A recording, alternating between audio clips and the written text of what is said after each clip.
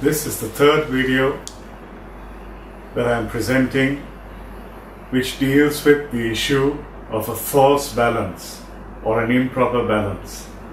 In the introduction, I spoke of how mismatches are perilous, how mismatches are the key to detriment, they are the key to financial collapse, they are the key to any type of failure to achieve organizational goals and to achieve even individual goals. In the second video, we spoke about fixed cost and how it is different from variable cost. And we understood that sales happen to be variable in practically every context. And we understood that we need to find a way to make at least some of our fixed costs even partly variable. Then we looked at a way of trying to make some of our sales, particularly what comes from key clients. We looked at ways of trying to contractually bind or contractually obtain a guarantee from key clients that they would offer us a minimum order quantity, that they would offer us a minimum order in a particular quarter. And in return, we realized that we could offer them some sort of discount, some sort of incentive. Now today, as I look at financial pitfalls, there's much to be said about the pitfall of interest and interest-bearing loans. Before I go into an organizational context, or before I go into the perils that a business could encounter because of excessive debt, I must speak a word of caution to those of you out there who have those pieces of plastic in your wallet, those of you who are frequent users of credit cards. You know, there's nothing wrong with borrowing as long as one borrows a quantum or a value which one would be able to pay at the end of the month, or would be able to pay on the promised date or on the due date. See, the problem with borrowing is once again a mismatch. Because when we borrow, the lender will call us for sure on the due date. There will be a text reminder, there will be an email reminder, there will be reminders in every possible way as to when we are supposed to pay. And if you don't pay on the due date, your lender is going to come after you. Your lender is going to make life miserable for you. So, you're absolutely sure that you're going to have trouble if you don't pay on the due date. But what people are unsure about is the cash flow they are expecting, which they anticipated on a particular day. Because very often people borrow out of optimism. Why do I say that? When people borrow 10,000 today, they borrow it because they expect 3,500 or 4,000 over the next 3 months. So they are convinced that in the next 3 months they will be able to settle not just the 10,000 they borrowed today, but the interest arising on it thereby. So it is a degree of optimism that leads us to borrow. And when we borrow optimistically, if things turn out as we plan, if things turn out as anticipated, well and good. You get the money that you expected on the due date that you expected it. You settle your debtor, you settle your creditors, and you're okay. Right, there's the rub. That's the issue. The issue is that you can be absolutely certain about how you are obliged to pay on the day you expected to pay. You can be absolutely certain that your creditor, that your lender will not forget his or her due date. But you can't be absolutely sure about the money you're expecting from others.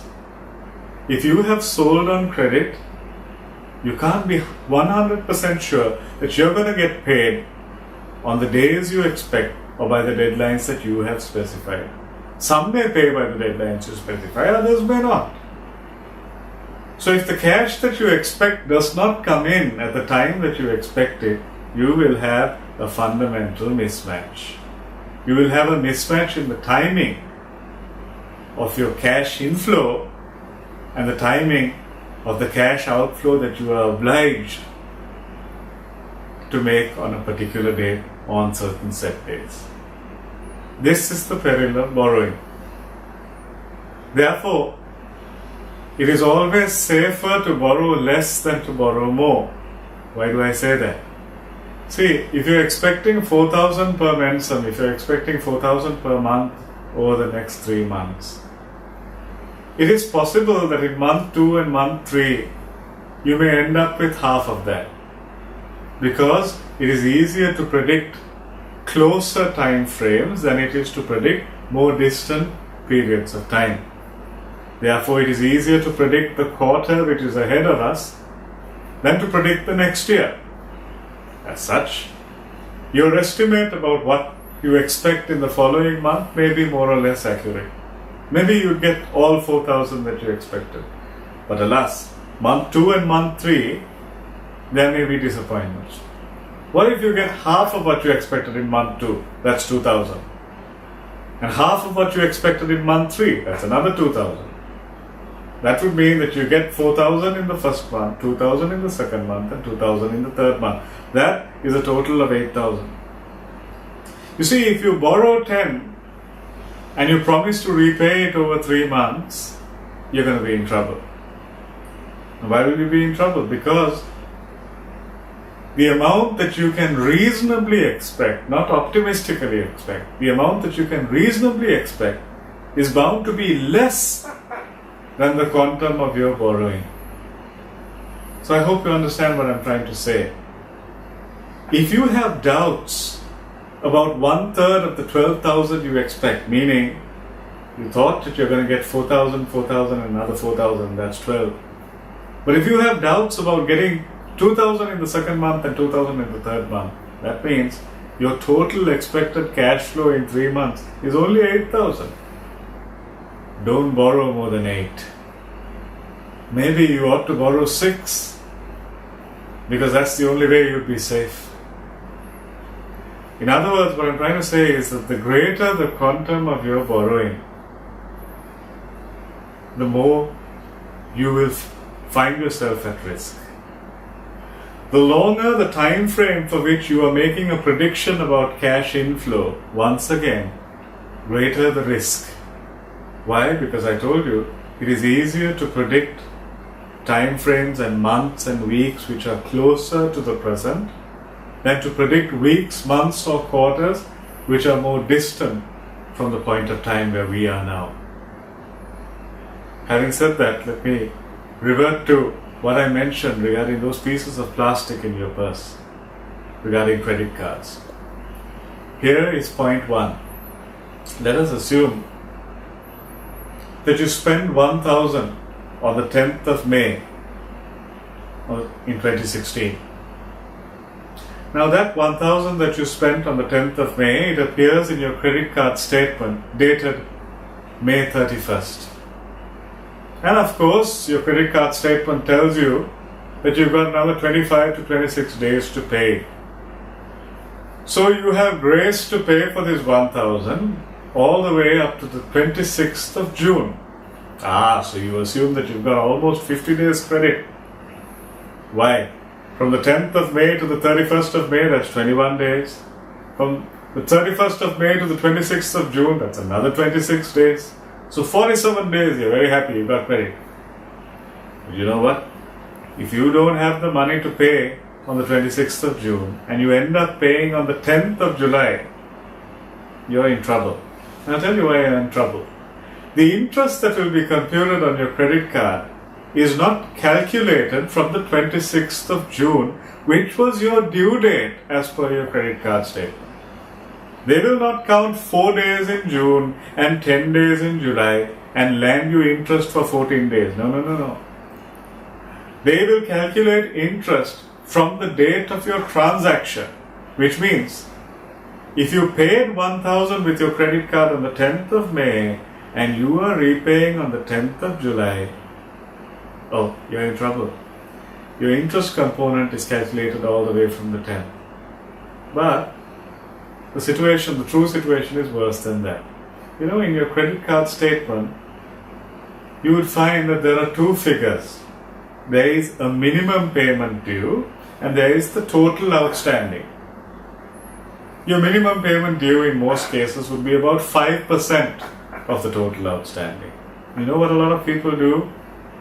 The credit card company or the bank or whoever issued that credit card is quite happy as long as you pay the minimum payment. You know why? Because they get a commission every time you use the credit card. If you pay 100 for something, they get 3. And only 97 is the income of the supermarket or the trader or whoever who sold you the items which you paid for via credit card. So the more you use your credit card, whether or not you end up paying interest on your credit card, whether or not you pay up the total quantum that you owe the bank or the credit card company, if you keep using your card, every merchant, every trader, every supermarket, every outlet where you ended up using your card will pay the bank or the credit card company a commission on the credit card purchases that you have engaged in. So the bank will continue to earn, the credit card company will continue to earn. So they are quite happy if you pay up your minimum. But you know what happens? People think, look, I shouldn't pay just my minimum. If I have some extra money, I should settle my credit card. If you're settling your credit card, you've got to pay up the entire sum due. If your credit card statement shows 10,000 as the outstanding amount, it would also show about 5% of that as the minimum payable, which is 500. Now, suppose you have 5,000 available in hand on the due date and you decide, okay, I'm going to settle 5,000. Most people think that if you settle 5,000 when your total payable is 10, that you will end up suffering interest only on the difference. 10,000 minus 5,000, that leaves you with 5, and you think that 5,000 is what's going to get you landed for interest. But that's not true. You know what the bank would do? They calculate the difference between the minimum payable, which is 500, and the total sum outstanding, which is 10,000, and that is a total of 9,500. And whether you settle 5,000 on the due date, 6,000 on the due date, 8,000 on the due date, or even 9,000 on the due date, you know what happens?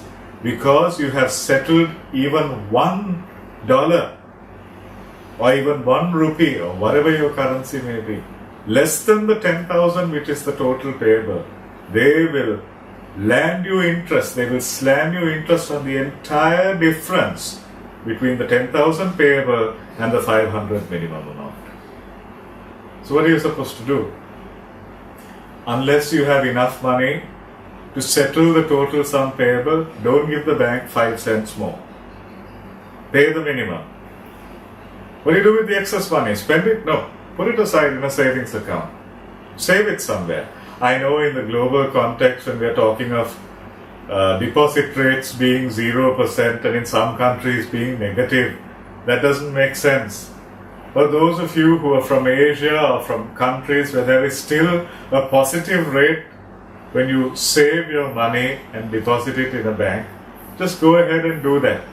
Deposit the surplus that you have until you reach a point where you have enough money to settle that total sum outstanding.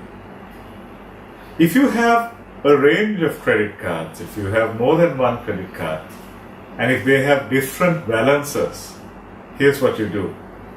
When you need to use a credit card, don't use the card which already has a high sum outstanding. You know why?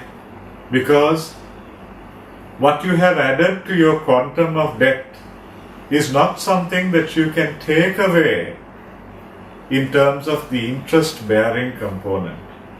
You get what I'm saying?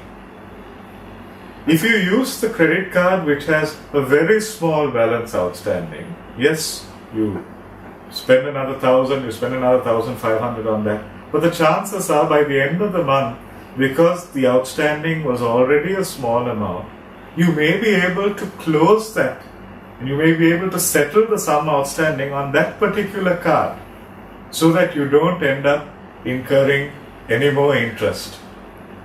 But instead, if you used a card where you already have a high balance, you're not going to be able to settle the sum outstanding. You will only be able to settle the minimum or just a little more than the minimum. And then what happens?